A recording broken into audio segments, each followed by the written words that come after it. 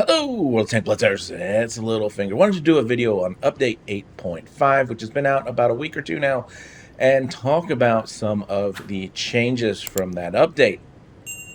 But as we go through these changes to these tanks, I want you guys to think about and leave a comment down below. Does Wargaming have a heavy tank problem? We've seen in the past updates these heavy tanks getting way more hit points. We've seen armor buffs to them, and we continue to see that even in this update. And if you watch these Blitz Cups right now, the streaming, you know that these guys are bringing 6, 7 heavy tanks to each battle with Yos, with IS-7s, with the 60 TP. Maybe they throw in a Vickers Light or something like that, but it is nothing but heavy tanks. Go to tier 8 through tier 10 in your regular pub matches. You're going to see 4 to 5 heavies in each battle, and there's so many tanks in this game. You're just not seeing as many mediums and lights. And I think that's detrimental to the game, and I'm not liking where things are headed. But I do give Wargaming credit. They are all continually looking to make changes and balance these tanks.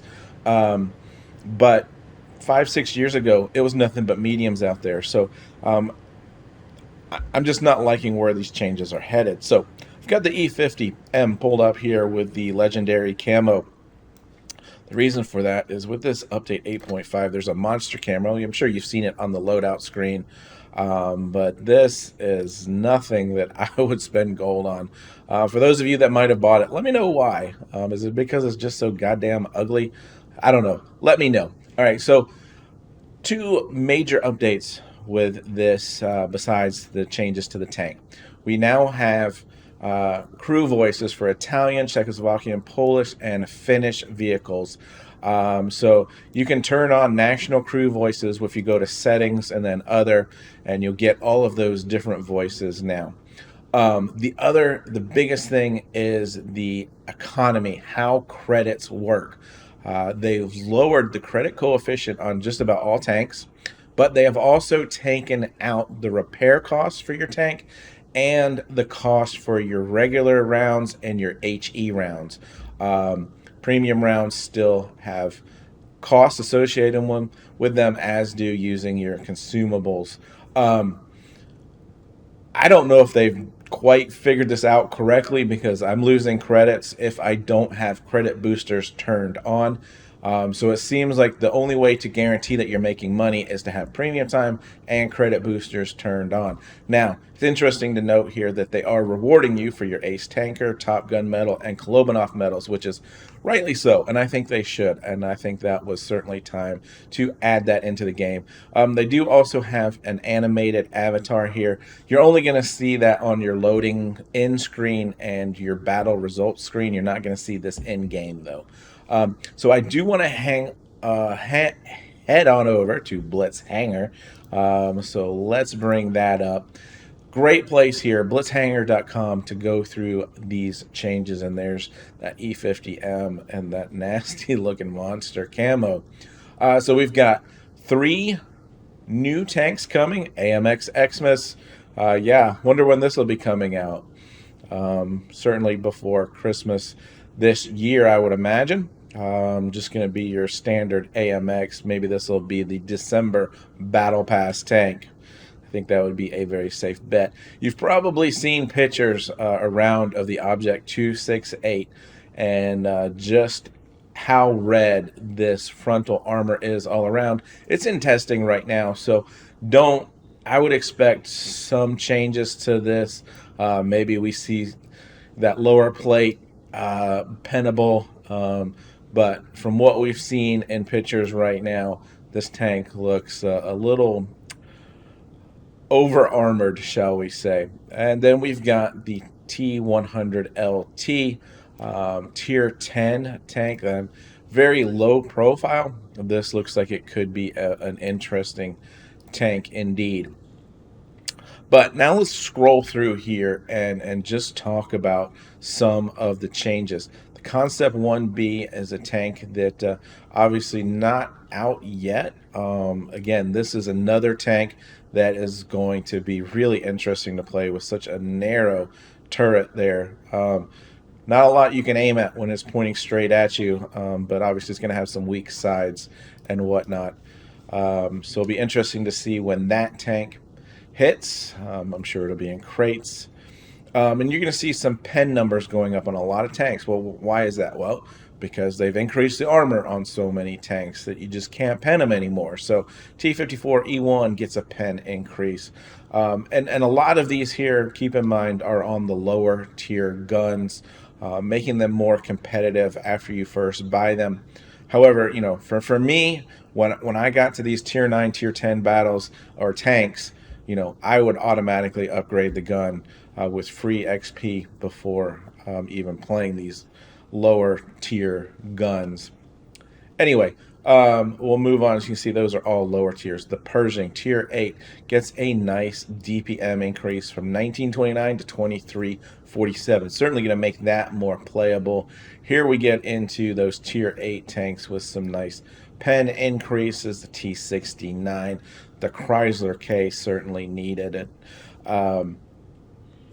And the T32, without a doubt, that tank needed some pen increase to it. So one of my favorite hold down tanks, that's Tech Tree. So also we've got some premium tanks here getting buffed. Traverse Speed Defender gets lowered the dispersion and gets some traverse speed increases there. The lightweight, we'll talk about it in a little bit, actually got a little bit of an armor increase. So that's kind of neat. Just some minor changes to all of these tanks here. I'm not going to spend a lot.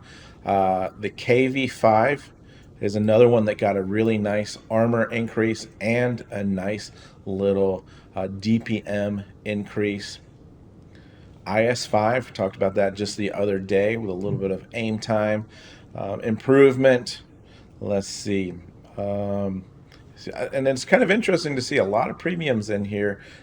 ISU 130. Look at this increase, 140 hit points additional. That's well over 10, almost 15% there.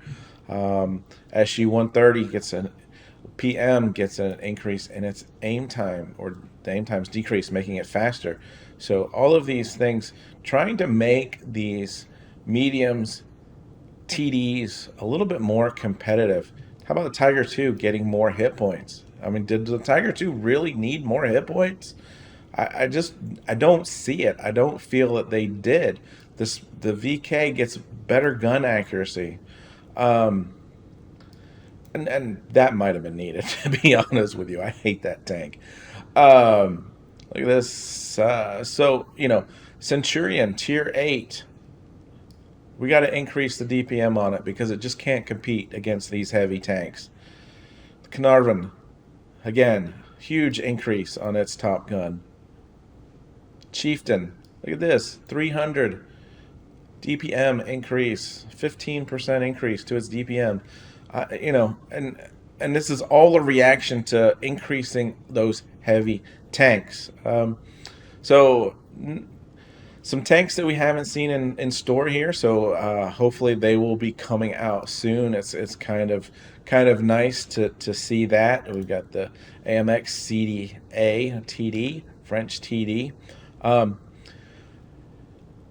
Pantera. And I've talked about the Pantera a good bit lately because I think it's kind of the cheap version of the P46, the mod Pantera P46 there. Sorry, I couldn't get it out. But for a Tech Tree tank, I think this is almost as good as that tank itself. We've got just a lot of changes, guys. A lot of changes. I really don't want to go through each and every one of them, but I do want to get down here to the Churchill here. This is a nice increase in horsepower and top speed. That's going to make that a little bit more playable. I'll have to get that out because I still need an ace in it. But I do want to get here into the armor. Can't really tell much on the E100, but If you look at the T-54 lightweight around the side cheek next to the gun barrel here, you'll see it widen out a good bit. So you've got a little bit more frontal armor here on the lightweight. KV5, if you look at these areas here, goes from kind of a light pink to a dark red.